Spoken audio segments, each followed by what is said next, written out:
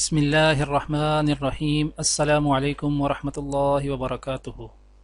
آج ہم رسول اکرم صلی اللہ علیہ وآلہ وسلم کا کبیرہ گناہوں کے متعلق ایک فرمان بیان کریں گے انشاءاللہ۔ اس سے پہلے آپ سب سے گزارش ہے کہ اس ویڈیو کو آگے ضرور شیئر کریں۔ جزاک اللہ۔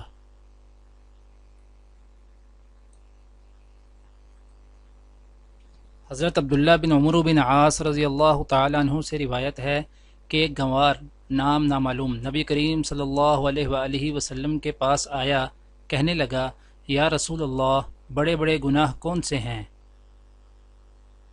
آپ صلی اللہ علیہ وآلہ وسلم نے فرمایا اللہ کے ساتھ شرک کرنا۔ اس نے پوچھا پھر کون سا گناہ؟ آپ صلی اللہ علیہ وسلم نے فرمایا ماں باپ کو ستانا۔ پوچھا پھر کون سا گناہ؟ آپ صلی اللہ علیہ وسلم نے فرمایا غموس، قسم کھانا۔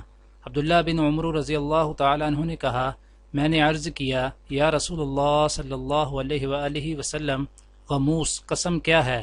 آپ صلی اللہ علیہ وآلہ وسلم نے فرمایا جان بوجھ کر کسی مسلمان کا مال مار لینے کے لیے جھوٹی قسم کھانا۔